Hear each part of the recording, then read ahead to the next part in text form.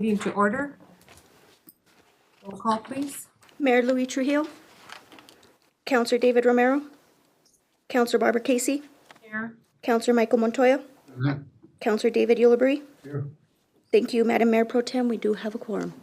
Thank you. And for those of you who don't know Danielle Sena, she is now a certified municipal clerk. And we're very happy that she is here to serve the community and the city in that capacity. And Cassandra, who is the city clerk, is not here because her home is in the line of fire and she had to try to get out there. So if you'll all stand for the Pledge of Allegiance, please. I pledge allegiance to the flag of the United States of America and to the republic for which it stands, one nation, under God, indivisible, with liberty and justice for all. We have several, if you'll remain standing, several things that I would like to ask you to consider and pray for in your own way for our moment of silence. We recently lost one of our employees who worked in the water department, Tim Nix. He also served as the Cabo Lucero fire chief for over 10 years. He served at the Las Vegas wastewater plant for 4 years and had recently earned his certifications to hold the supervisor position. He was a very valuable employee and he will be greatly missed. Also, Chris Rodarte, who is also an employee for the city, had been very ill and he underwent surgery, and it was a very dangerous surgery. He did come through it and he is in recovery and doing well. So please keep him in your thoughts so that he continues to recover and be able to come back to work. And please keep in mind all the people in our community who are ill, and also all the people who are in the areas where the fire is currently burning. Thank you.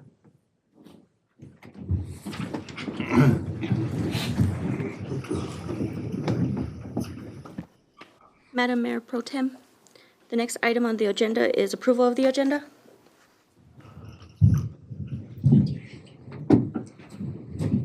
Do we have a motion for approval of the agenda? Madam Mayor Pro Tem, I would request that we introduce the new gentleman at the Oh, okay. preliminary. I don't know who he is, so he needs to introduce himself. My name is Devin Adkins. I'm a sergeant at the Las Vegas Police Department. I'll be sitting in for the Chief of Police, Antonio Salazar. Great, welcome, Devin. Thank you. Thank you, Mr. Sergeant of Arms. Yes, appreciate it. Do we have a motion to approve the agenda? So move. We have a motion Second. by Councilor Montoya and a second by Councilor Ulibarri. All in favor signify by saying aye. All right. Thank you. The next item, do we have anyone for public input? Madam Mayor Pro Tem, no, there is no public input. Okay, Next item is mayor's appointments, reports, recognitions, and proclamations. okay. We do have a proclamation and also a recognition.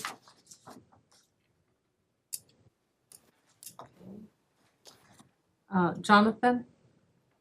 Is Jonathan Court here? No Jonathan? Okay.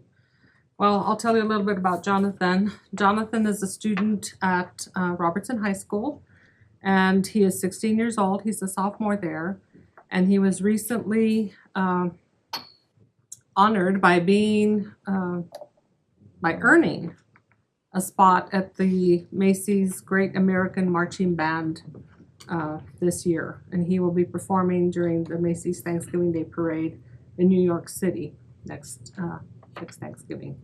So we're very proud of him, and we do have a certificate of recognition for him. We have a proclamation for Motorcycle Awareness Month, and I'm going to read this, and Mayor Trujillo is the one who wanted this presented this evening. whereas New Mexico's extensive road systems provide some of the most magnificent riding in the United States, making Las Vegas an ideal location for motorcycle use. And whereas many registered motorcyclists who undergo extensive training and testing in order to obtain the license call Las Vegas home and enjoy the roadways we have to offer. And whereas riders face a higher risk on the road than those operating vehicles, statistics show that those operating vehicles are at fault in the majority of all accidents involving a motorcycle. And whereas it is imperative that motorists always exercise caution and stay alert while traveling on Las Vegas road systems. And whereas the National Highway Traffic Safety Administration has declared May as Motorcycle Awareness Month, it is the desire of this mayor's office to join the NHTSA in raising awareness of the growing number of motorcyclists on Las Vegas roadways in order to help prevent accidents and, most importantly, save lives. And now, therefore, I, Louis Trujillo, Mayor of the City of Las Vegas, along with members of the governing body, hereby proclaim the month of May 2023 as Motorcycle Awareness Month in Las Vegas and encourage all New Mexicans to renew their commitment to safe driving practices, to watch for motorcyclists, and to be aware of all who share the road. Thank you. Madam Mayor Pro Tem, next item on the agenda is councilors' reports. Do we have Yes, Councilor Livari? yes. Mr. Manager, on the Little League fields up at Rodriguez Park, there's two fields that are being used. They look very bad on the, I don't know if they're watering the fields or they're not. I don't know if Maria is having the water department or whoever's in charge water those fields or not. Yes, Counselor. The affluent pump gave out on us. There's two affluent pumps in the pump house, and those gave out, and we are having them replaced. In the meantime, the Parks Department is manually watering one of the field or both of the fields. So we're looking at replacing them in the near future so we can get that back up and running. Thank you, sir. Madam Mayor. Pro Tem. Councilor Montoya? First of all, I'd just like to thank our Streets Department for doing such a fine job over on 8th Street Extension and Williams Drive area, finishing up those culverts that were replaced and some that were cleaned up, that have been plugged up for 2 decades, I would say. And also for the flashing light to slow down motorists over on Williams. I haven't heard any complaints from residents in that area anymore.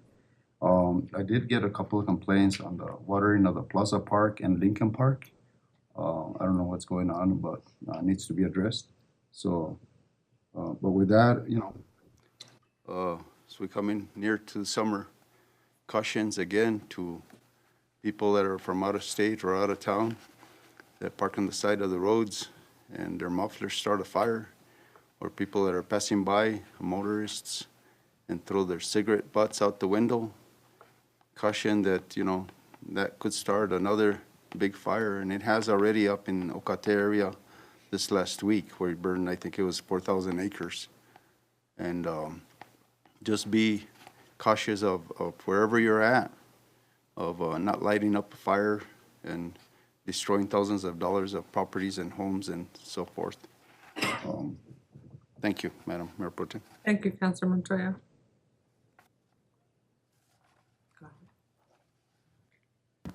Madam Mayor Pro Tem, next item on the agenda is city manager's reports.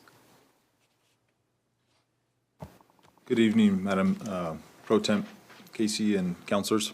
I'd like to first start off by introducing our new city employees, if I may. Starting off with Ms. Sonia Enriquez in our law enforcement communications specialist, Mr. Mark Coca and the Recreation Center as a part-time lifeguard. We're also getting that pool up and running. I believe it opened yesterday for activities. So, Mr. Carlos Gonzalez in the PD as code compliance officer, Brianna Gutierrez, PD as communications specialist, Angelique Lara as a part-time lifeguard as well, and Javier Mares, PD as a police officer. Mr. David Martinez in our Public Works Maintenance Worker 1. Leroy Ortega, Animal Control in the law enforcement in the Las Vegas Police Department. Michael Rabin as our new museum curator and manager. And lastly, Mr. Ezekiel Sanchez as also a part-time lifeguard. Ms. Wanda Salazar in the senior center had acquired a grant to address the ADA compliance of the senior center parking lot. We have gone through and met with our engineer on contract, and we have redesigned the senior center parking lot to meet all ADA compliance. It had a drastic elevation change in the parking lot, which some seniors were not able to do the trek into the building itself, so we've addressed that in this new design. It is at 60%. It is with our departments to look at it for review.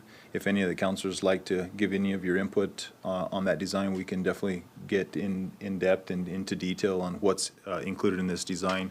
We have included walkways from the parking lot into sort of sidewalk areas, so it's identified as a sidewalk area and not just walking in the middle of the parking lot. We try to also utilize the full footprint of the parking lot, of the property that is there in just south of the senior center. I'll go through these quickly because we have 4 other presentations this evening. So our Legion Drive, we're hoping to break ground first week in June. We set aside some budget this year to start converting the city streetlights. We have received those streetlights in-house and looking to start converting the ones on 7th Street on the east side of the road. You'll hear from PNM shortly on the LED conversion of all the PNM lights here shortly. They will start with the east side of 7th Street, which are the city-owned lights, and then moving on to Mills Avenue all the way from Grand to New Mexico. We have sewer line improvements throughout the city. There's some higher priority ones that we had to address. There was a King Street Arroyo crossing that we had some word that there was some leaking in that area, so we're having that addressed. Camp Luna, that's a hard line for us to address whenever we have backups. That goes from Highway 65 up the hill, which is actually a very difficult construction, but that is taking place right now. And the Hot Springs sewer line is complete. As you may know, the water line has started being installed. We're just awaiting on the DOT approval permit to go across New Mexico. University Avenue, is in 60% design. We have those designs here at all the city departments looking over for review and input. Again, city councilors and mayor are welcome to look at that design if you have any feedback on the design of University. That is a project starting on Grand Avenue going west to 8th Street and 1 block north to National Avenue. There's the NERPTO meeting is District 4. DOT has a NERPTO meeting in different locations throughout the region or the district. We are hosting this one in May, and that one is where each of the applicants can present their projects. And you're welcome to attend that so you can see the presentation for this year's application, which is the Cristón Circle. Lastly, I wanted to just kind of brief on the 4th of July. It's already almost upon us. Almost all the musicians have been, or the performers have been scheduled. It is from the 1st to the 4th. Unfortunately, the fireworks display vendor was not able to do it on the 4th of July, so he was able to accommodate us. It's a new vendor. The other vendor that City of Las Vegas had been doing work with for numerous years is not doing business in this area anymore. So we found a new vendor. He's welcome to do it, or open to do it on July 3rd. We will have the ability to broadcast music. We are working with one of the local radio stations, so they will simulcast the music, and the fireworks will be simultaneous to that music. Can you tell us what the acronym NERPTO stands for? I figured you were going to ask. Northeastern Regional Planning Transportation Organization. Oh, okay, great. Yes, ma'am. Okay, thank you so much. I stand for any questions, Mayor and Council. I'm proud of you for remembering that acronym. Mr. Lopez reminded me before the meeting just so I would not forget it. So. Okay. Are there any questions? Mr. Manager, yes, Leo, are you working with DOT on other crosswalks that are supposed to be in it, or, DOT has DOT has started repainting their crosswalks on 7th Street, and then I believe they will move over to New Mexico Avenue and Highway 65. Yes, sir. Councilman Pratt? Yeah, including in the manager's report, we also got a congressional direct spending from Senator Hendricks of $2.131 million for sewer projects, and also another congressional district spending from Senator Ben Ray Lujan and $1.152 million for sewer for fiscal year '23. And then our capital outlay of $8.8 million for Peterson, we received that also. And, I asked that our city manager send a thank you letter to them in behalf of mayor and council. And these projects, they're already earmarked, and most of them, I think, are for your ward and Councilman Romero's ward and Councilman Romero, Ulibarri's wards. And there's none of this money being spent on my ward, just for clarification purposes down the road. Thank you. You're being very generous. Okay, thank you so much. And so that money is already in, or is coming? It's coming. On its way? We Okay, have last year's award from congressional direct spending, but not this year's yet. Yes, ma'am. okay. That's wonderful. I'm a happy camper. And thanks to our staff. Yes, we have great staff. All right, next item, please. Madam Mayor Pro Tem, next item is approval of minutes for April 12th and April 19th, 2023. Madam Mover, Okay, we have a motion to approve. second. We have a second from Counselor Ulibarri. Any opposition? Okay, being none, they all stand approved. Thank you. Presentations? Mayor Pro Tem. First presentation is by J.P. Romero with Cordova Construction, giving an update on the progress at Rodriguez Park. Counselor Romero.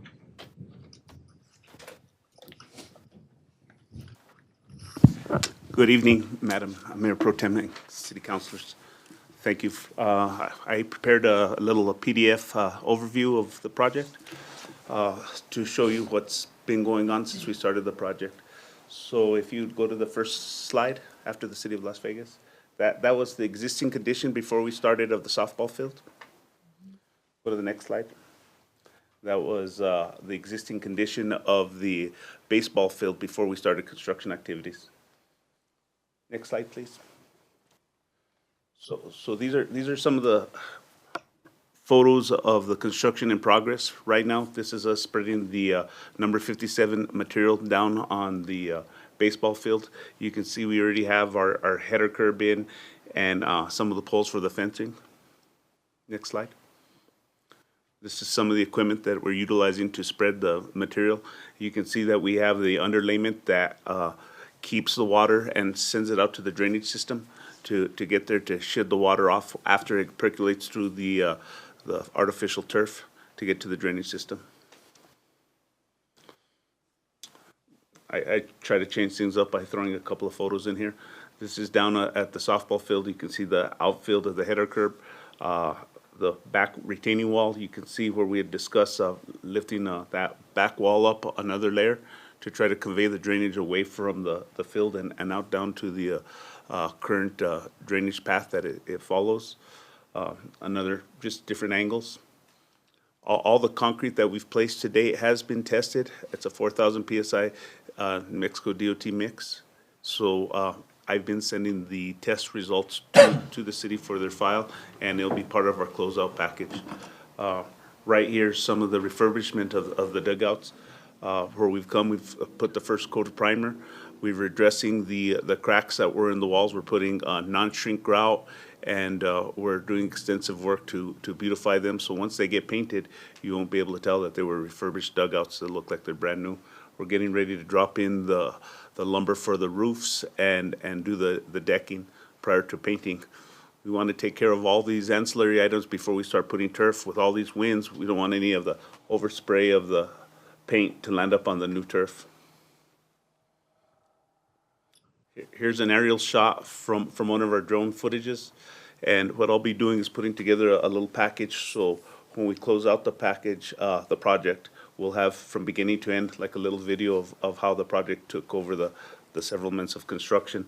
But this was right after we had done all the grading and we had shot everything with the lasers to make sure that the water was going to drain adequately per the grading and drainage plan. This is an overview of the softball field. As you can see, all the materials in place, all the header curbs in place, and we're going to get ready to start laying some of the artificial turf probably this Friday, as early as this Friday. We're trying to continue to meet that date, to meet the city's needs to open for the, is it the district tournaments? Yes, sir. Yes. So it's just a quick overview of the project I wanted to present. I know I've met with several of the city councilors out there to show progress when we have our construction progress meetings, but I'm here just to give an overview, to stand before you for any questions, concerns that you might have, or to answer any further questions that you could have with respect to the overall project development. Questions? Mr. Romero. So as we're speaking, is there a fencing in between your project and the rest of the open fields? So, Madam Mayor Pro Tem, Councilman, yes, we have temporary fence to keep our construction crews separate from any of the activities that could be happening on the weekends. We have it fenced off, and we have signs that say construction area. You know, it is a quite large area. If people want to find a way around, they can sweep around and go around and come in the back way, but we do have it fenced off for safety. Yeah, because the last time, There was no fencing. I requested city manager that there has to be something before the groundbreaking that we had for the opening days for. baseball. But, Are you encountering any issues or any problems out there for, as far as obtaining water or working with the inspector or anything like that on behalf of the city? Madam Mayor Pro Tem, Councilman, no, in fact, I'd like to thank the city for working with us to being able to obtain the effluent water that we're using to keep the dust control down and to obtain densities when we're doing our compaction. You know, we have that effluent pond there. What we're doing is we're just putting it into that pond and we're pumping it straight into our water truck, and we're utilizing that water. So it's, thank you, because it's reduced the haul from the waste treatment plant to the site by about 30 to 40 minutes. No further questions?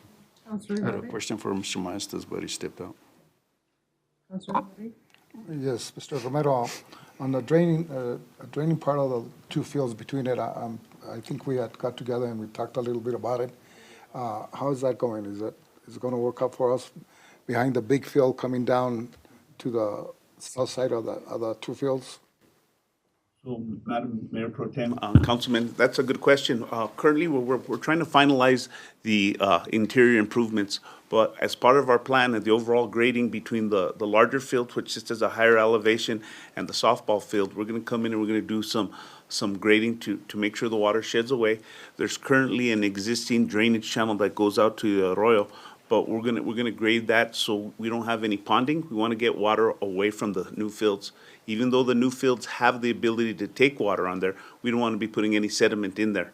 So these header curbs sit about 4.5 inches higher, so any water that would come that's from a large rain would not get onto the field. It'll be shed back like a little dam, and it'll go down to the drainage paths that will go out to the arroyo. These pipes that are put under the underlayment system are large enough to carry up to a 50-year storm. So that's a pretty big rain event. Thank you, sir. Madam Mayor.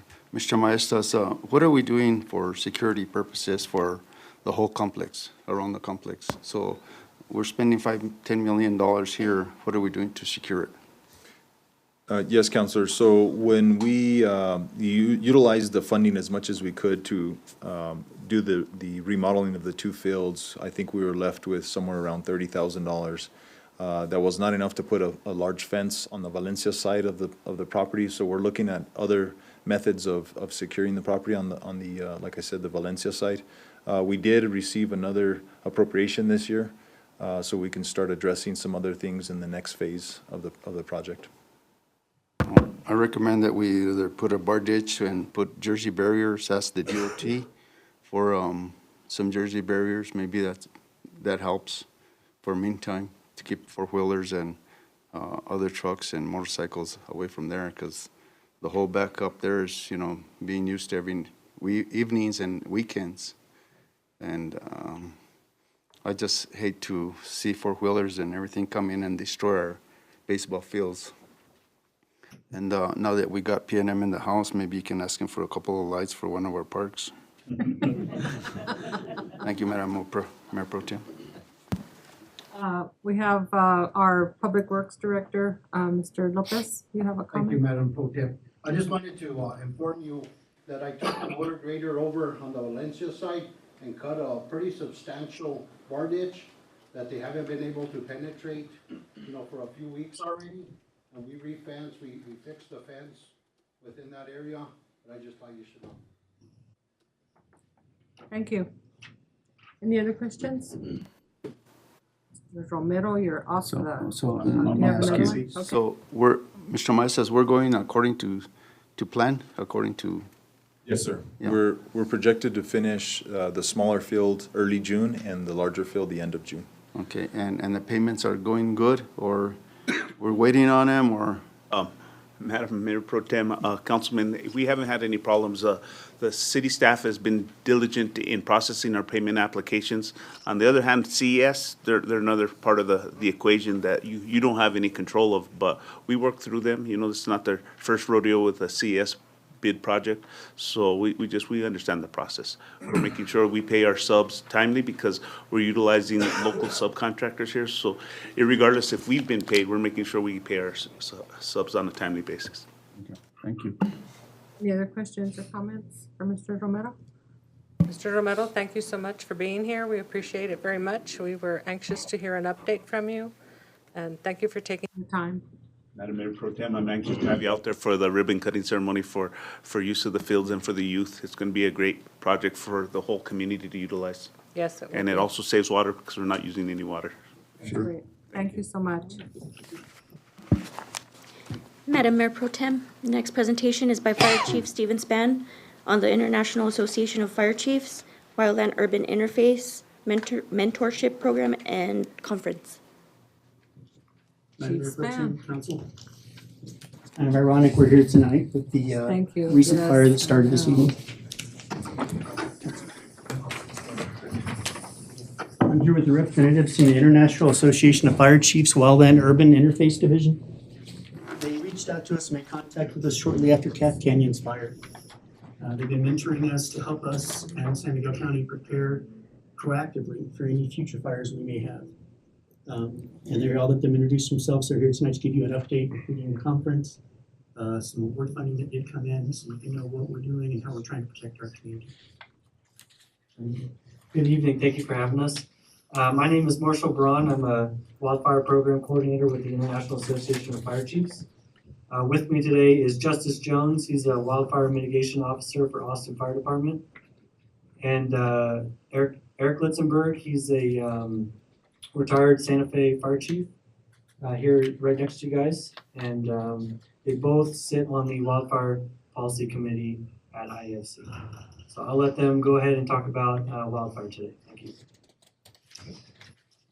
Madam Mayor Pro Tem, councilors, thanks for giving us a few minutes. And we do actually promise, we intend for this to be a few minutes and then open it up to questions because those are probably more valuable than anything that we could spew. As Justice said, I'm Eric Litzenberg. I'm now the Senior Wildland Fire Advisor for the International Association of Fire Chiefs, but I get to do that work from right here in New Mexico. Although my address label is still Santa Fe, I actually live closer to Glorieta, up there in the mountains. Enjoy the trees of New Mexico. And unfortunately, I enjoy the winds in New Mexico today, so I apologize for my sandpaper voice.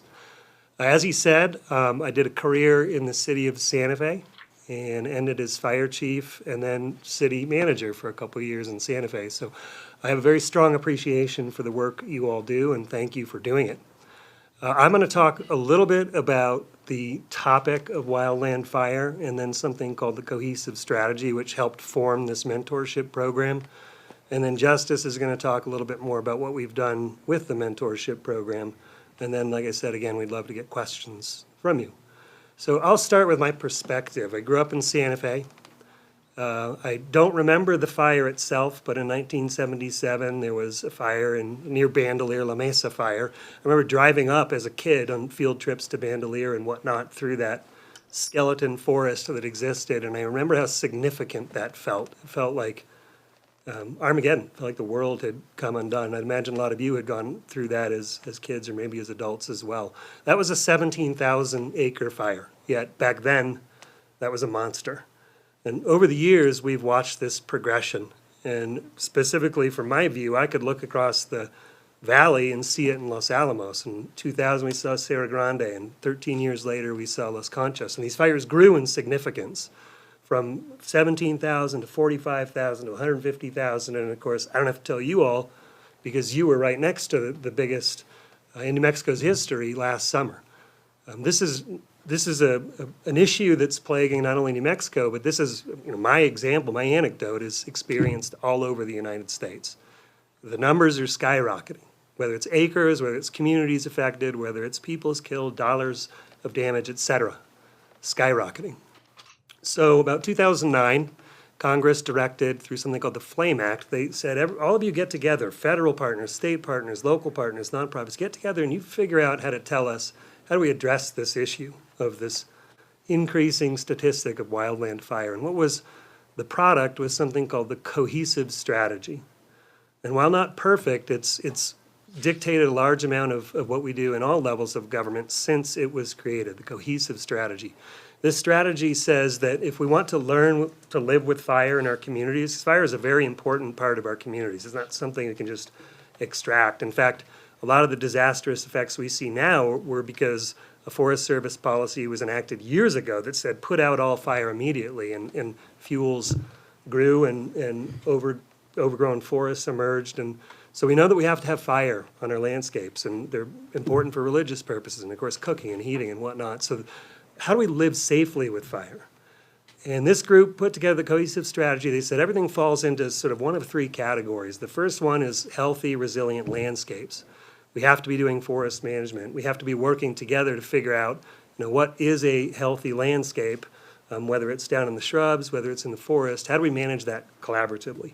That's one category. Second category was safe and effective response. It's how do you boost your fire department so they have the tools and the resources and the partnerships and the capabilities that they need to respond safely, and how do they partner with the state and federal partners to do the same? So that's the second category. And the third category is fire adaptation, building fire-adapted communities. It's really getting out and educating the public and letting them know, how do you live with fire? It's figuring out what are these places in your community that have risk, and how do we manage that risk? It's bringing people up from schools up until they're professionals with the understanding that fire is not a bad thing. It's actually a great thing, but it can only be applied safely and under the right conditions, and we need to figure out what those conditions are. So this mentorship program we put together was designed to pick communities and figure out ways we can help them boost improvements in all three of those categories to really enact this cohesive strategy in the community. And we were proud when Vegas was selected as one of these because I'm just down the road. So it was thrilling for me to be able to be here helping Chief Spann and his department. So there's an overview. Justice, I'll hand it to you to talk a little bit more specifically. Thank you, Chief. Again, my name is Justice Jones. Mayor Pro Tem, council members, I'm honored to be here. I got my start in wildland fire in a little village in southeast New Mexico called Ruidoso. And if you're familiar with the village of Ruidoso, just about everywhere around that community is burned. And so have long history of fire on the landscape here in New Mexico, and it's an important part of our communities and our culture. I was really excited when Chief Spann, when we contacted him and said, hey, Chief, we've identified your community as being really at risk. You guys had a catastrophic wildfire. How can we help you enhance the resilience of your community? He said, I've got some great ideas and I can use some help. And so to Chief Spann's credit, he's proactive in his approach to address wildland fire. And one of the best ways to do that is to have a plan in place. And San Miguel County was awarded a grant that will help facilitate the development of what we call a community wildfire protection plan. And we've provided a leader's guide for you to familiarize yourself with the community's role and your role in this process. And that community wildfire protection plan is the best strategy for identifying ways to mitigate the risk from wildfire, to prepare the community so they can take ownership of their part of their responsibility in preparing their homes and having a family evacuation plan. And then we can identify areas where we want to mitigate the risk of wildfire to prevent it from intruding into the town or from embers landing from far away from the fire and igniting structures. We're experiencing ember casts miles ahead of the main fire, and so you don't even have to be in the woods to be impacted by these fires. And that's been really evident in some of the grass fires that we've experienced across the country recently, fast-moving fires that reach homes before even the best trained firefighters can get there and make a stand. And so what we would like to encourage you to do is continue to support Chief Span in his efforts to make sure that Las Vegas is represented in the San Miguel Community Wildfire Protection Plan, because it is your primary mechanism for future funding and mitigation resources for your community. And so participating in that plan, making sure your priorities are represented and your community is represented in that plan is your best course of action for ensuring that you have sustainable resources to mitigate wildfire risk, because it's not going anywhere. In fact, this is Wildfire Preparedness Month, so it's appropriate that we're here having this conversation. Unfortunately, community members just down the road are experiencing another fire, and I know for a lot of us who have been in fires, that's a terrifying reminder of the possibilities that exist out there. So we're excited to be a part of helping Chief Span and your community round this corner and become fire adapted and resilient to the impacts of wildfire. And through the development of this plan, I think you'll be in a position to leverage the funding that's available and engage your community in ways that are meaningful and that they can help be a part of this solution, because it takes a community to prepare for a wildfire, and all the way down to every resident doing their part. This plan will help illustrate that the community is serious about wildfire, they're taking measures, and that our community members have a role in that as well. And so I encourage you to continue to support this process as it unfolds, and support Chief Span, and as he acquires the resources he needs to protect this community, that he ensures we have plans in place for the residents and the city government to implement their part, and that we are able to experience wildfire without catastrophic losses like we saw with Hermit's Peak. So thank you for your time and allowing us to share a little bit of our perspective with you. Thank you, Mr. Jones, and Mr. Ritzenberg. Thank you very much. Chief, would you like to add anything? Madam Mayor Pro Tem, the only thing I'd like to add is that grant that San Miguel was awarded was applied for on behalf, they applied for us while Leonard Interface approved it. So, Thank you. Councilor Montoya. Yes. So Chief, we have no action plan right now? there is an older one that we share with San Miguel County, but we are working with Chief Duran to update it to the new standards with recommendations that we're receiving from IAFC. Okay, and I think we're gonna hire you as a lobbyist. Because this last year, we requested a new training center here in Las Vegas, and it went to Albuquerque. And we got ignored, and I guess they didn't see the importance of it, especially for the northern part of the state. You know, so as we speak, we're dealing with another fire here. Last week, we dealt with another fire on 434. The other day, week before that, it was on Ocate area. But yes, I guess we still don't have the need for training. You know, our request is falling deaf ears up there. But anyway, what are we doing locally to prevent fires in houses or homes that are abandoned right now? Is that part of the plan? That's part of the plan. The main focus with this, though, is for wildland urban interface, so helping us with our Riverwalk area, surrounding community, county, help prevent and create fire breaks, thinning of wildland, items like that. The abandoned structures are falling more on our code enforcement, we're working hand in hand with them to try to get those resolved as well. Okay, because as experience of this last fire that we had, you know, it did come close to town. And here we were, East Las Vegas, West Las Vegas, and I couldn't get that through my head. We're the city of Las Vegas, you know, and here we were evacuating or maybe putting West Las Vegas on evacuations. I mean, that's the school. East Las Vegas it's a school system, not the city of Las Vegas. So there's got to be really clear clarifications in this plan as to where we're at and what we're evacuating, what part of the town or the city. And again, I think the biggest part of all this is communication. And we don't have a PIO on board.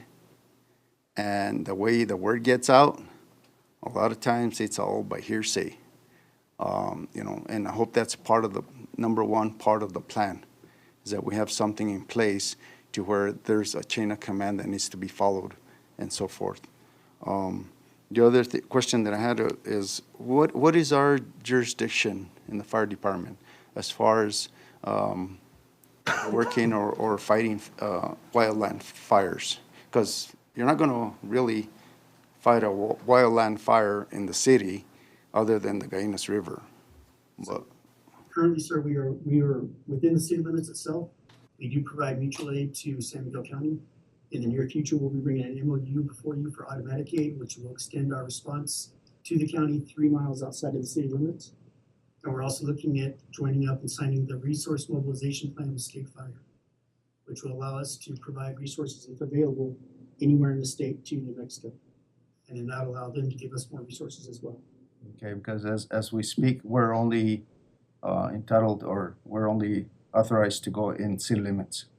We can go to the county limits, like right now, we have 3 of our apparatus on that fire to the north, but it has to be authorization of the chief of that department at that time. So if Chief Duran, if we ask for resources, he has to authorize it, and for the county, I have to authorize it, based on what resources we have to still protect the city at the time. Okay, thank you. Appreciate it. Counselor Olivari, any questions? Okay. Any additional comments? Gentlemen? Thank you for your time. Appreciate it. Thank you so No, much thank for you. being Thank you for here. helping us out. I was in Ruidoso when one of the fires was, I was working down there in the 90s. I can't remember the exact year that the fire took place, but we had to evacuate a school, and it was a scary thing. Yeah, it was Memorable. Yeah. Something that you don't forget. Thank you so much for taking the time to be here with us. Appreciate it very much. Madam Mayor Pro Tem, next item is presentation by Public Service Company of New Mexico, giving an overview of upcoming system improvement projects in the city of Las Vegas and providing an update on the streetlight conversion efforts within the city of Las Vegas.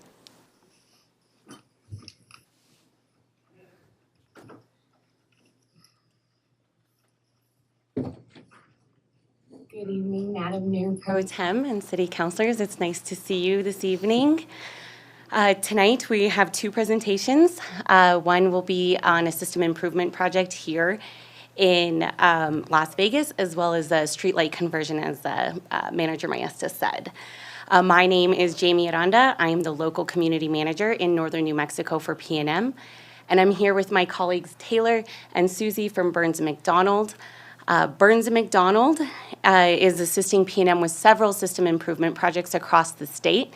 And we'll just give you a brief presentation about the projects that will be happening here to add reliability for customers in the Las Vegas area.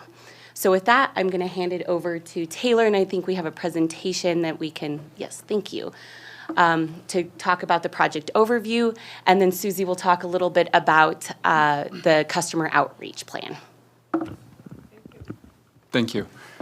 Yes, so my name is Taylor Allen. I am the project manager overseeing the construction and engineering for the Baca 12 feeder rebuild. The Baca 12 feeder rebuild is part of a larger effort within PNM to improve reliability and resiliency for the customers and the community in the Las Vegas area. The goals for the project are going to be to replace old, aging assets that have been causing problems for customers, reducing the outages that you all have been seeing out here in the area. Excuse me.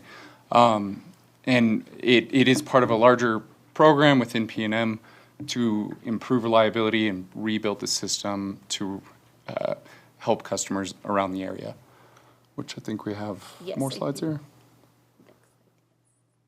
Go next Yeah, we slide. can go to the next one. Yep, so like I said, this is specifically replacing the Baca 12 feeder. That's a distribution feeder coming out of the Baca substation. It does feed many customers in the area, and it was identified as one of the feeders that is experiencing some of the most outages. We do plan to replace all of the existing assets along the feeder. So that's going to be your power lines, your poles, your transformers, and all the power equipment along it. It is going to be, excuse me, sorry. It's going to be done this summer, but the goal is going to be to start in July. Even though that says June over there, we did decide to push the project because of the Jazz Fest that's going to go on. We didn't want to impact any of that. So we will be starting July 10th for the project. All of the work will be done hot, so you won't see major outages for the customers along the area as it's going. So the next slide I think we have. This is the actual map of the project. We have it, you can see it kind of goes all the way through the town. It's going to be the main backbone of the feeder and going throughout the city of Las Vegas. And Susie, I believe, is going to talk about the actual customer outreach portions of the project. Good evening, Madam Pro Temp and Council. Get closer.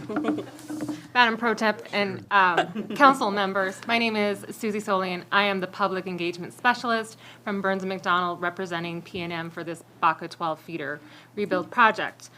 I will be and am the public point of contact and resource for the duration of this project.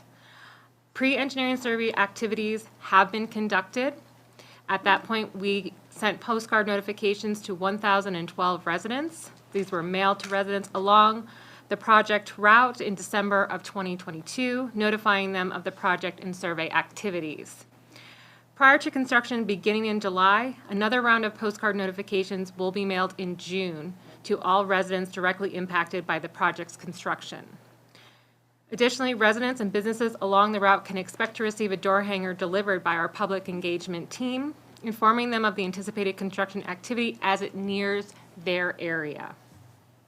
These door hangers, as well as construction postcards mailed to residents, provide a brief description of the project's scope and resource information to contact public engagement team with any questions or concerns. Residents can expect a response to their messages in both email and voicemail within 48 hours from a dedicated public engagement specialist assigned to the project.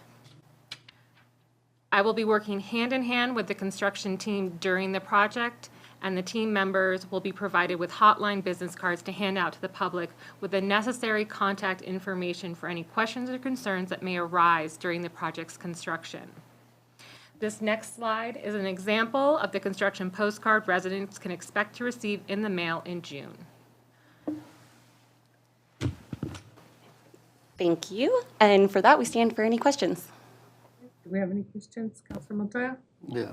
Mr. City Manager, are we doing any publications or anything on our city's behalf for our customers or no? As far as advertising this improvement, sir?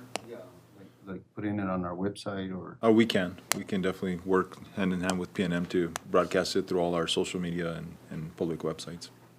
And Ms. Jimmy, I want to congratulate you. I hadn't seen you, but congratulations on your twins and welcome back to work. We missed you. And I guess this project was done in Albuquerque and in Santa Fe already? And Oh, so we'll get to the LED just after this. So this is specific to the system improvement that project. So we have two different items under one item. Oh, so, but you're gonna be talking about those in a minute? Yes, yes, sir. All righty. Thank you. Yeah, let me ask you one question. Where are you guys going to be stationed at for your poles that are being replaced and so forth? Do you have like a stationary? Yes, our contractors will obtain a laydown yard. They are still working on getting that lease signed. So there will be an area that they'll get it fenced off with security and everything else where materials will be brought up and left in that yard until they're ready to be used. And the other concern that I had was, we are opening up construction now, as you heard earlier on the council meeting. between Grand Avenue and 7th Street on Legion. So, and then we do have construction going on Hot Springs and construction going on Independence, I believe.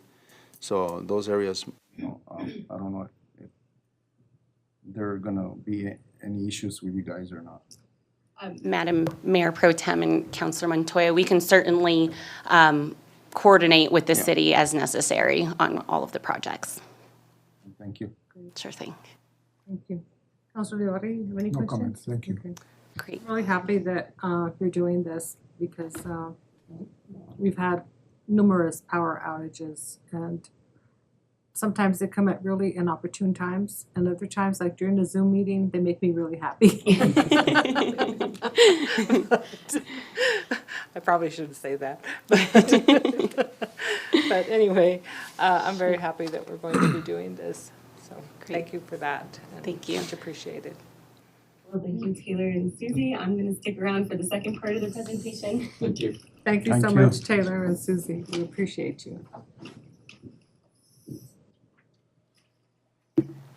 This second part of the presentation is to provide an update regarding the streetlight conversion of P&M owned assets within the city of Las Vegas. This is a very exciting project because taking advantage of new technology to bring LED lighting is a very important step to creating the innovative, sustainable communities that we all are hoping for. Next slide. Here's a brief project overview. There are 900 company-owned lights within the city of Las Vegas that will be converted from high-pressure sodium or mercury vapor to LEDs. The contract was awarded to American Power, who will complete the project on behalf of P&M. The project is expected to start in July, and estimated completion timeline indicates that everything should be converted over to LEDs by the end of August. Be pretty fast. Good. So why convert to LEDs? There are three main benefits of conversion. First is the cost savings. The city of Las Vegas can expect to see a savings of $97,915 per year in their LED light bills. The second is energy savings. This project will reduce energy by 491,597 kilowatt hours per year. This is equivalent to 69 homes' electricity use for 1 year. And the third is reliability. The current streetlights have a lifespan of 3 to 5 years, whereas LEDs can last 10 to 20 years before needing to be replaced. Next slide. Yeah, perfect. While we can be proud of replacing streetlights, that's only half of our job to keep the city of Las Vegas lit. Reporting a problem with a streetlight is necessary to know when a streetlight is not functioning correctly, such as an outage or flickering. There are 3 ways constituents can report a light out now and once the lights have been converted. And those 3 ways include calling 188 dial P&M and get connected with a customer representative, or speaking with a customer representative through the live chat on P&M's website, or using the online form at pnm.com/streetlights. Lastly, I'd like to mention, and as Manager Maestas had mentioned before, we are working with the city to convert some of the city-owned assets, and we'll continue to work closely with the city to manage both projects as necessary and in the future. So with that, I will stand for any questions. Questions? Councilor Leotti? Jamie, thank you for the work you guys are doing. Did you guys kind of get a survey on around the city, the darker parts of the city that maybe need lighting, LED lighting or anything like that? Have you guys do that or? Well, I can certainly work with Manager Maestas and the other employees here at the City of Las Vegas to understand some of those darker areas. I think it'd probably be beneficial to see how the LED conversion maybe helps some lighting in certain areas and then identify anywhere that there might be, we need additional lighting. So There are some areas that are very, very dark there, Mr. City Manager, and I'm a little concerned about that because, there's been some accidents in those areas. So maybe once we PNM does the work, we could take a look at that and see if there's any more additional lighting we have to do. Thank you. Councilor Montoya? Thank you, Jamie. So, my question goes back to the city of Albuquerque and city of Santa Fe. You guys redid those? Madam Mayor Pro Tem and Councilor Montoya, we did convert, the company converted P&M-owned assets in the city of Albuquerque, and city of Albuquerque converted their lights as well. In the city of Santa Fe has only converted their assets. P&M-owned lights have not been converted yet.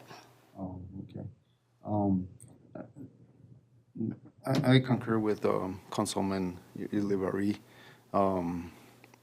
There are some streets that do need lighting, and I'm a strong believer that if you have lighting at night, it's a better security than anybody can have. Because where there's lighting, I mean, people can see what's going on. So in the neighborhoods, it's pretty safe when there's lighting. And there's a lot of streets in our city that need extra lighting or they don't have no lighting at all. So I would recommend that in this year's budget that we see if we can put in, $80,000, $100,000 for new lighting and split it between the wards. That each councilman decide what streets need the best or the most lighting and include that with part of this project. Since we're gonna have a cost savings to begin with, might as well spend it before we save it. Well, since they're here and they're doing it, might as well attack the issue right away. And it's true, like Councilman Ilibarri says, some parks are pretty badly in need of lighting, so. Prevents crime. Thank you, Jamie, for your presentation. I agree with Forward to it. both Councilor Ilibarri and Councilor Montoya because I had a woman call me up one night and she says, Barbara, I almost ran over somebody on 7th Street. And a lot of people take 7th Street because it takes them out, out of town. And so I thought, wow. And it just so happened that a couple of nights later, I was on that same street and it was very difficult to see. And people don't dress with any kind of reflective clothing, and there was a man that walked right in front of my car, and thank goodness I was going really slow because I really couldn't see the street that well. Otherwise, I probably would have struck him with my car. So by the time I got home, I was kind of shook up. So there are a lot of streets, and that's not the only one that really needs lighting, but we really do, and I think the LED lighting will really help a great deal. So thank you so much. Madam Mayor Pro The next time you're here, you have to bring your babies, or at least pictures. We want to see them. Deal, Madam Pro Tem.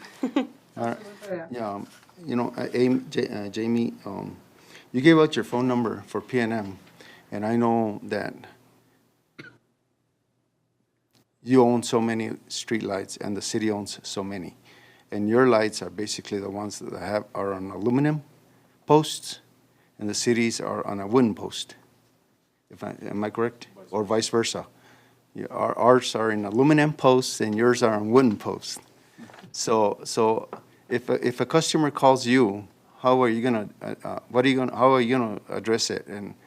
Or the customer calls us, I mean, we're always having to call PNM or have them go fix it, either or. But what do you do with your customers that call in for a light that it's our light? What do you do with it? Madam Mayor Pro Tem and City Councilor Montoya, currently, I believe that we probably play, yes, a little bit of bouncing back and forth, but that's a process that I'm happy to work on internally and with the city. I know we've improved certain ways that we can send reporting out to the city, so perhaps that's something that we can work with here at the City of Las Vegas as well. So, luckily, we have great relationships with the city, and I know our linemen up here also are a resource, but we can definitely look into helping customers more directly through the PNM phone number. Thank you. Yes. Anything else? Jamie, thank you so much, and it has been a pleasure seeing you again. and we look forward to working with you more closely. Thank you. Nice to see you all tonight, too. Have a good evening. Thank you. too. Madam Mayor Pro Tem, next item on the agenda is the consent agenda. Would you like me to read each one for the record? Consent agenda number 1 is request approval of addendum number 2 to contract number 3825-21 with AECom for engineering services for dams and reservoirs. Number 2 is request approval of addendum number 2 to contract 3850-22 with HDR Engineering Incorporated for professional engineering services as needed for the water treatment plant facility. We have a motion to approve. Madam Mayor Pro Tem, I make a motion that we approve the consent agenda, and I asked Maria Galveri if she has anything to add to this, or she would like to add anything to the understanding of the public, Okay, Nadia? so that the public understands what we're doing. Just like to add that AECom has been working with the city for several years on both Bradner and Peterson, and they've been doing a fantastic job. It's a tremendous job that they've taken on that task. And HDR has also been working for many years with the water treatment facility. They took a few years off. We didn't hire them for a few years, but we did hire them back. And they've been working with us for several years, and they'll be working on the new water treatment facility. Also, Madam Mayor Pro Tem, this is a recommendation of the Utility Committee. Okay, thank you, Mr. Montoya. Do we have a second? Second. Second from Councilor Rivera. Roll call, please. Counselor Casey? Yes. Counselor Yulbree? Yes. Counselor Montoya? Yes. I have a motion by Counselor Montoya and a second by Counselor Yulbree. Thank you, Madam Mayor Pro Tem. Motion carries. Thank you. Next item. Next item on the agenda is business items. Item number 1 is Las Vegas San Miguel County Chamber of Commerce 2023 first quarter report. We have Mr. Philip Martinez. Mr. Martinez, welcome. Thank you. Good evening, Madam Mayor Pro Tem and members of the council. Thank you for giving us time on this, on your busy schedule here.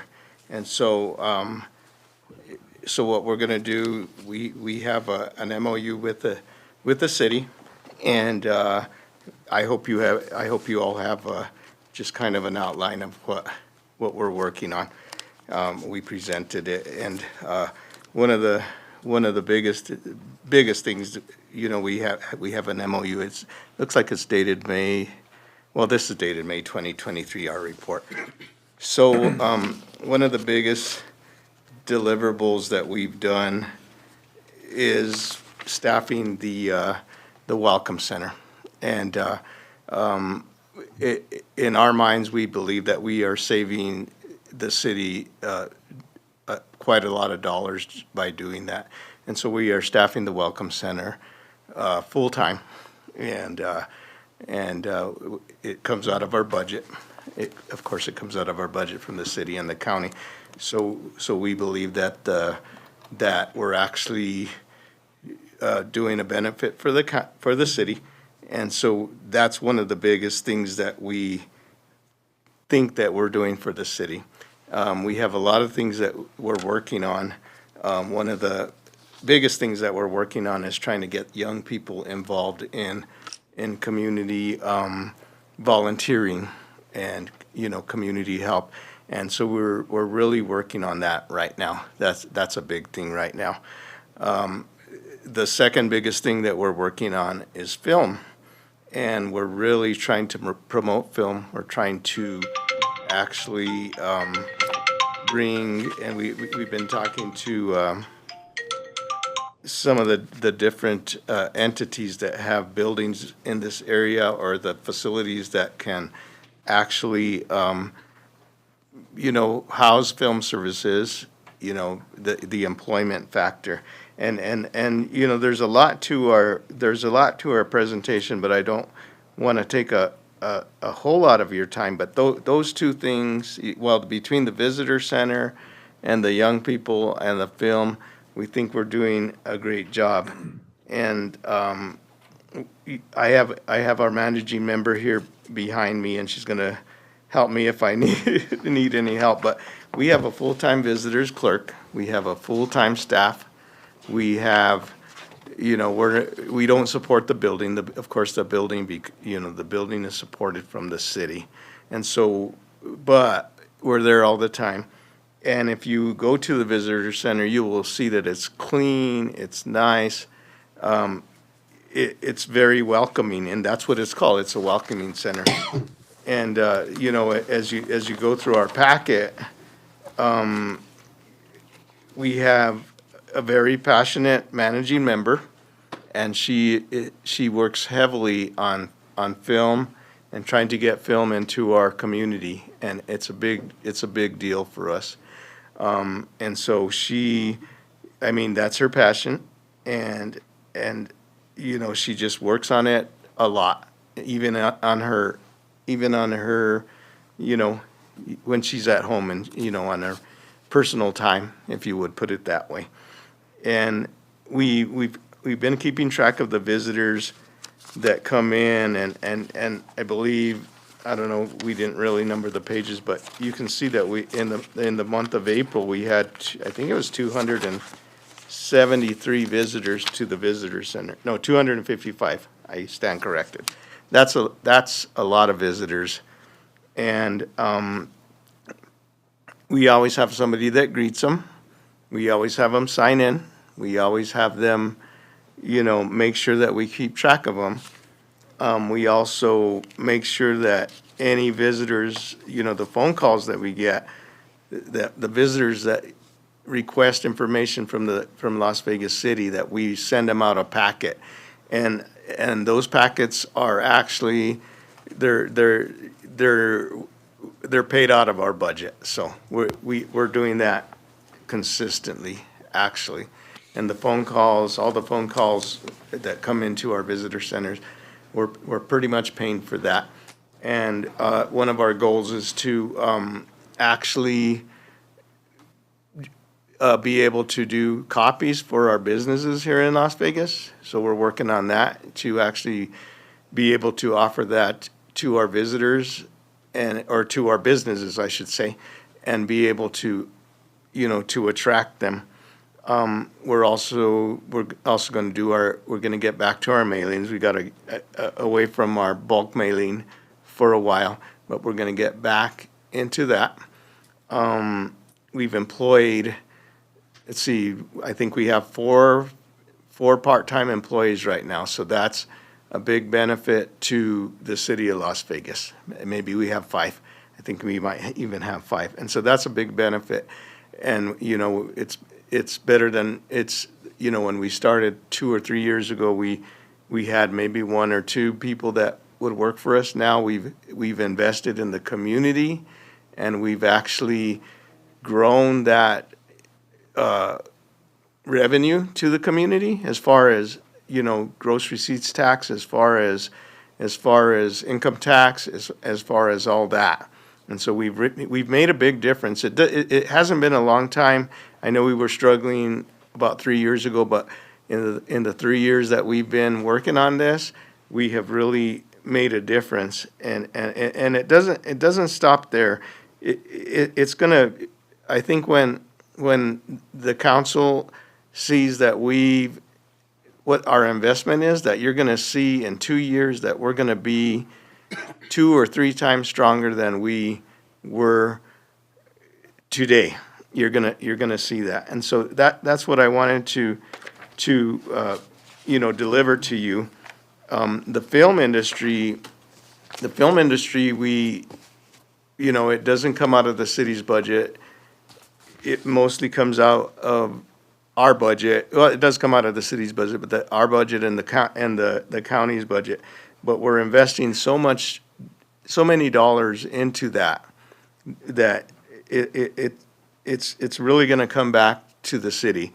And that's what you know, that's one of our biggest handholds that we have right now. And we've made so many contacts. We've sent our film liaison to Los Angeles, to different areas. She's made so many contacts with the film industry. She's working with the film industry constantly. We're working with Luna Community College to even have, you know, to have a set here. And so we're working on that right now. We haven't made a whole lot of progress, but we're working on that right now. So I think in a year, you're going to see that we will get a foundation with that. You're gonna see that. And so we're working on that. We're also, we also have a city person that is on our board. He's not a voting member, but we have city person on our board. We've made some ribbon cuttings, and you might see them on Facebook, you might not, but we did State Farm. We do those type of things all the time. Not all the time, but whenever we're asked. We have some new businesses that have came in. We have some new businesses that have came in, and we're working on ground breakings or ribbon cuttings for them. And I know, we've lost a couple businesses during whatever disasters we've had, but we think that there's more businesses that have came in since we've been an active chamber than have actually had to close down. There's been a couple of businesses that have had to close down during the COVID, but in our records, there's more that have opened up. And a lot of them are young entrepreneurs, a lot of them. In fact, I interviewed a young lady that opened insurance and investment company on Bridge Street recently, and we interviewed her on Tuesday. And then we also have here in Las Vegas, we also have a solar company. And if you look at it, there's a lot of solar companies that are trying to monopolize on solar energy in Las Vegas, but we actually have it right here. And so, those type of things, and I could go on, but I won't, those type of things are huge here in Las Vegas. And, why would we bring anybody from out of town or out of state to come and take over, try to sell products here when we can actually do it here? Because we have everything, we have almost everything that we have, that you could go to Santa Fe for, or Albuquerque or wherever. We have almost everything here, Amazon, whatever. You could almost buy anything here. We have the jewelry shops, we have the people, we have the restaurants. We struggle with a few things, but I think in my mind that we have everything here in our town, that almost everything, not everything, but we try. And just the grand openings and the reopenings and everything that we have is been outstanding. Actually, it probably keeps me more busy than I want to be, but we do it. And so anyways, so we just keep working on that. We got away when the COVID started. We got away from our CED meetings in person. This month we were able to, or last month we were able to have a CED meeting, which is it's a Committee for Economic Development. We were able to have that at the end of the month, and we had, when we first started those meetings, we probably had 30, 40, 50, maybe 60 people, and we probably had 25 people there. So our goal is with our staff and with the people that are helping us, the volunteers, et cetera, we're going to have, I think we're going to get that back up to our goal. So I'm very confident about that. And so this last turnout was pretty darn good. So those are the things. There's some deliverables if you go through your packet. Some things that we have not accomplished, but most of the deliverables, all of the deliverables, we're going to be able to accomplish. One of the other things that we work on is, just promoting hiring, just promoting hiring, doing, just workshops for people that are looking for work. That's a big thing that we do. We work with other organizations. So, I don't know how we did this, but we were able to develop a relationship with almost every other not-for-profit organization in this community or region, including out of town, but we're talking about in Las Vegas right to this point. And we were able to develop a relationship with New Mexico Highlands. We were able to develop a relationship with Luna Community College, the not-for-profits, and the K through 12, which is a big thing. And I don't know, I know we're not a big chamber, but that's a big thing for a chamber, because when I get a call from Las Vegas City Schools or West Las Vegas Schools, they're trying to find ways to promote their schools, and that's one of the big things that we do. It's really a big thing, and that brings people into Las Vegas. I know we have a housing shortage here in Las Vegas.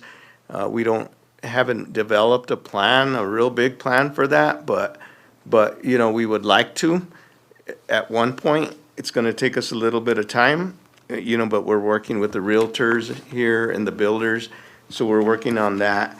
And there's just a lot of things that we're working on, and it's taking us some time. I'm not gonna lie, it is taking us some time, but we've been so active in that, and so active in trying to make things better for Las Vegas. And so I know we have, the chamber has an MOU with the city, and we're expected to do these deliverables, and it's right here in front of me. It's probably in front of you, and so that's what we're trying to do right now. But we think we're doing a pretty darn good job.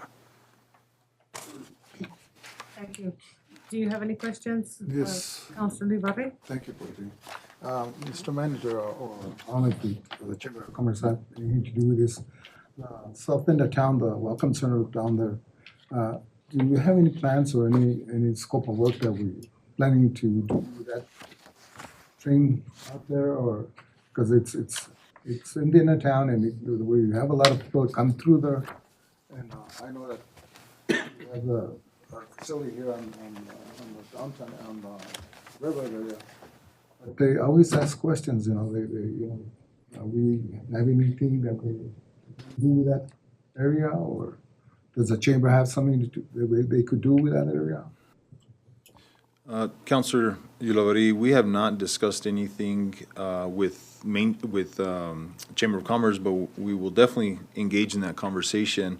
We have looked at doing some landscaping improvements and also repainting of the caboose itself. I know that that's one of the locations being looked at for a mural through the Main Street contract. But we will engage with Mr. Martinez to see what we can work on together. The reason is because there's a building back, there is a building, and I think 8-10 years ago, we did have staff in there that any of the residents, people that came in from out of town would stop there and they would give some info on it, and they shut it down since then. And I was just kind of curious if we have something that we could do there. So, And if I may interrupt, Counselor, I know that you and I spoke, and we might have spoken in a previous council meeting, and I think that we can, if the neighborhood wants, we can find a way to actually make that look a little bit nicer. I know the landscaping looks good. The caboose might need it needs a lot of work, but maybe we can, between the city manager and us, we can come up with something that we can work with. I have looked at it. I don't know about the building behind it, but as far as the caboose, I think we can come up with something to make it work and make it look more attractive as people come into town. I don't know if a mural is the best idea, but I would like to see the Santa Fe, the emblems on it look, just as beautiful as they did once. There has been some vandalism to it, and I don't know, like I said, I don't know about the building behind it, if that's a good idea to house anybody. It looks like it needs a lot of work, but we're willing to help with it, whatever we can do. You. Sure. Councilor Montero? Yeah, thank you very much for the report. I think this is an awesome report in the sense that you can tell in black and white what you're doing, what's requested of you. I wish somebody else would, or other organizations would follow this pattern. You know, Angie, I want to thank you for all the work involved in this. Who did this report, by the way? Angie and her staff. Angie. Okay. Kudos to you. You know, it's pretty honest. Right. Some stuff you didn't accomplish. Right. Some So what? stuff we did not. You put it on there. Right. Say, we're working on it. That's Right. good.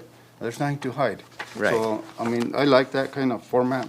I would like to request that on your forms, when visitors come in, if there's a way that you could ask the question, how did you get here, or how did you find out about Las Vegas? Did you by any chance see a billboard on the road down this way?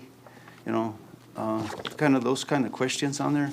Right. And Okay. to see what's working and what's not. You know what we could do, Counselor, is we could do a survey, actually.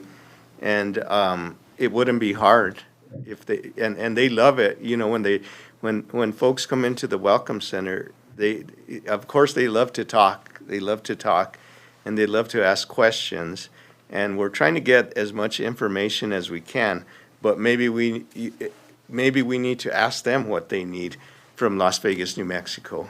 And you know, they come in, we talk to them, and you know, whenever I go into the Welcome Center, I try to intervene and talk to them. But maybe a survey from the visitors would be a good idea. Yeah, how many nights are they staying? How many times have they been here? Right. You know, how did you find out about Las Vegas and so forth? You know, it's Right, that's Some it. things we can get some more information as to know what's working and what's not. Right. And so we can put more emphasis on what's working. Okay. Yeah. We can And, do that. The other thing is, Mr. Maestas, I had requested last year that we would budget or that we would look at the schedule for the bus transportation for June and July. If we could reschedule or tweak the schedule to where we have bus service for anyone on Saturdays from during, you know, around town. Because a lot of our visitors are here on weekends, Fridays and Saturdays. And there's no transportation other than a scooter. Right. And, you know, not everybody can ride able a to scooter. use I can't ride it. I couldn't ride a scooter to save my life. Councilor Montoya, we will definitely look at that. I know that the majority of the transportation vehicles that are there are funded through DOT grants, so we only have to stay within their policy. But we do have one city-owned vehicle that we can try to accommodate for something like that. And the last thing I would like to say is the chamber, I know we had to go through COVID and fire, and we struggled just like the city did, but we're willing to help with anything that we can help with, is so long as it fits in our budget, and we're lucky to have the city and the county to be able to support us and to be able to bring the people that we have brought on board to give us the computer, the equipment, everything that we need, the donations. So we're very lucky, and we just want to say thank you guys for helping, you know, and you know, and we'll get there. You know, we'll get bigger, we'll get stronger, and we'll get there. So. And I guess the biggest thing I see from Chambers is that Angie is really active. Right. On Facebook as well as on emails. Right. And informing everybody of what's going on. Right. And what to expect and so forth, which is really helpful. Right, and we're going to continue that. Ms. Angie, did you have anything? Yes, I did. On the transportation part, a lot of people that are planning a trip, especially if they're coming on the train, they contact us. And so right now, Las Vegas Auto Sales does rent vehicles. So we do refer a lot of people to them. There's another service in town, it's a limousine service. They said they'd be willing to give people rides if they couldn't rent a car.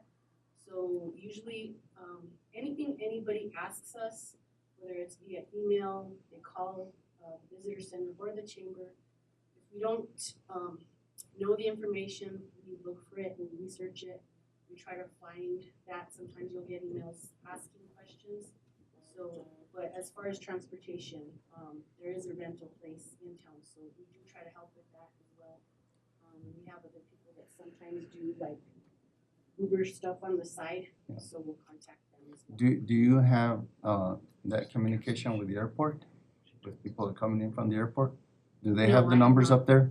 I have No? not. You might I want to think send in them the real time- numbers. I'm sorry? You might want to send them the contacts and the numbers. Okay. Yeah, because there's some people that fly in and where to go. So, yeah. Yeah, that's, All right. that's a good idea, Counselor. And in closing, I would like to thank Angie. I don't know how I would do this without her. So thank you, Angie. Philip, thank you so much. I want to thank you for your leadership on the chamber. I think you've done an excellent job of not just organizing it, but keeping it going and getting it to thrive as it has. And I also want to thank Angie because she has been absolutely fabulous with the film portion and keeping the communication lines open and letting us know what's happening and inviting us to participate in so many different aspects of some of the things that you do. I think it's just wonderful. Thank you, Mayor. So thank you both very much. Thank you, You're Councilors. both pretty You guys awesome have a in my good night. book. Thank you. Madam Mayor Pro Tem, next item on the agenda is business item number 2, request approval of resolution number 23-14, repealing and replacing all previous resolutions and adopting an updated City of Las Vegas Meadow City Express Zero Tolerance FTA drug and alcohol testing policy. We have Transportation Manager Marcelino Roybal. Madam Pro Tem? I would like to approve resolution 23-14. We have a motion for approval of resolution 2314. There's a correction. There was a correction? Okay. Thank you. If you wanna have. Thank you. Mr. Rafal, would you, Good evening, Mayor Pro Tem and Council. Hi. So we're here tonight for approval of updates to our current drug and alcohol policy. I had the wording wrong and Darlene helped me take care of it just a little earlier in the actual resolution page. okay, so the page that was just handed to us is the revised? Yes. Okay.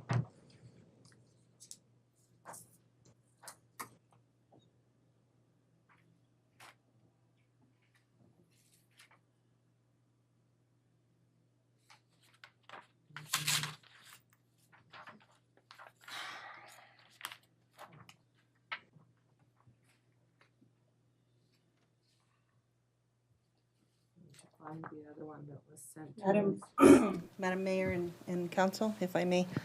On the resolution itself, on the second paragraph, it stated that it needed adoption of a template, the FTA template.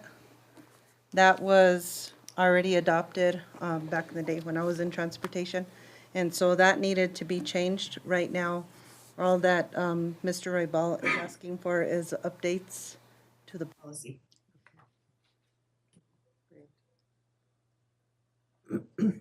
Any questions? No question. We have a motion from Councilor Livari. Do we have a second?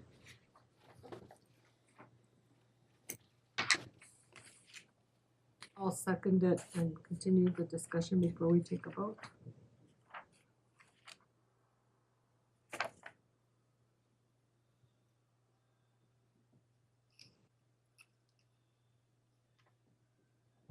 Any questions, Councilor Montoya? No, my only concern is that this wasn't publicized. The original was, but the second one wasn't publicized. Anything that's in the packet should be publicized. That's why we had publicized it on the optic or in different places.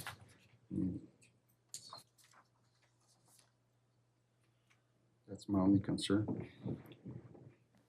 Madam Mayor Pro Tem, Councilor Montoya, ordinances usually are the only ones that make a difference for publishing and stuff like that on the website. This was ordinances, yes. This is a resolution. It was a minor. Anything that takes a vote here in city council makes a difference. Correct, Council. Opens Meetings Act, it has to be publicized.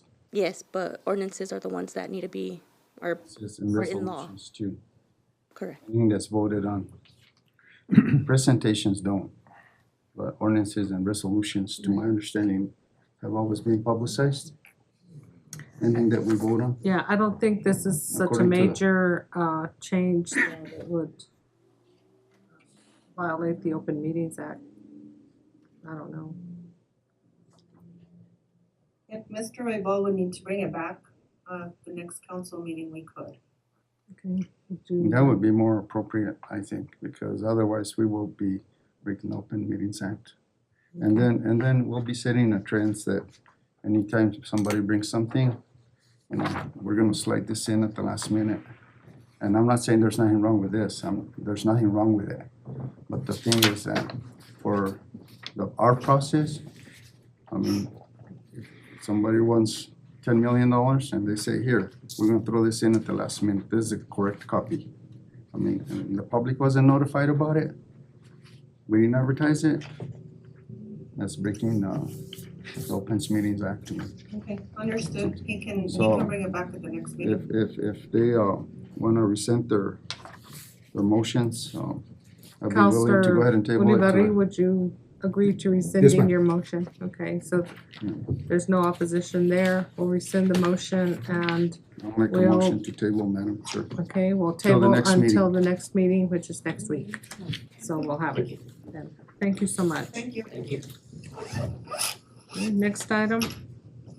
Madam Mayor Pro Tem, next item is business item number 3, request approval to award RFB 2023-14 to Arthur Regional for solid waste tipping fees for municipal solid waste per ton. Maria? Good evening, Mayor Pro Tem and councilors. We put a bid out for services for solid waste tipping fees. We had previously used up the previous 4 years, and we had one respondent. It's Arthur Regional. Arthur Regional is the landfill out of Wagon Mound. It was a new owner, so they changed the name of it. This did go before the Utility Advisory Committee, and they did recommend approval. Are there any questions? Question.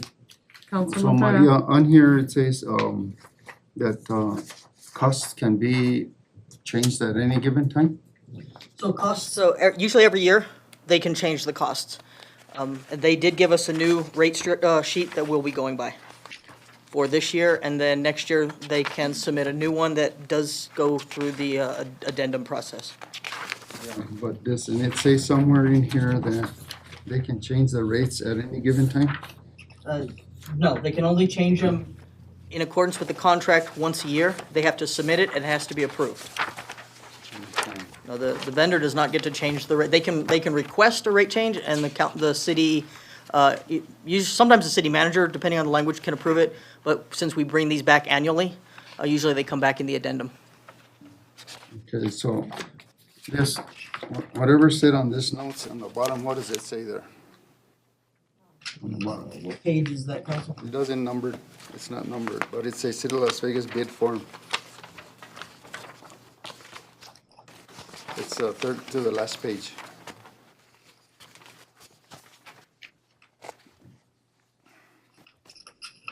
Can we see the page again, Councilor? To the last.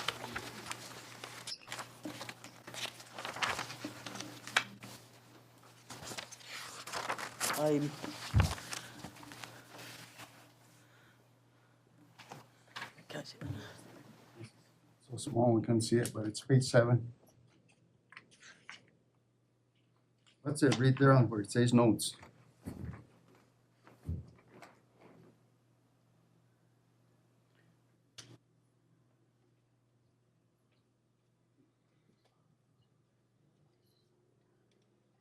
Every year. It says every year at the renewal of the contract. Say prices are subject to what? Increase? To increase it less than this, the CP. Consumer Price Index. But it does say annually at the time of contract renewal. So that is in accordance with our contracts, which they can submit a rate increase or rate change, but it has to be approved. Thank you, Counselor. It was tiny writing. Thank you, Madam Mayor Pro Tem. If there's no questions, I'll make a motion to approve RFB 2023-14. We have a motion from Counselor Montoya, Second. a second from Counselor Olivari. Roll call, please. Counselor Yulubri. Yes. Counselor Casey. Yes. Counselor Montoya. Yes. I have a motion by Counselor Montoya and a second by Counselor Yulubri. Thank you, Madam Mayor Pro Tem. Motion carries. Thank you very much. Motion to adjourn, ma'am. Counselor Montoya to adjourn. Okay. Second from Counselor Olivari. Roll call, please. Counselor Casey. Yes. Counselor Yulubri. Yes. Counselor Montoya. I have a motion by Counselor Montoya and a second by Counselor Yulubri. Thank you, Madam Mayor Pro Tem. Motion carries. Thank you. Thank you, everybody. Much appreciated. Have a good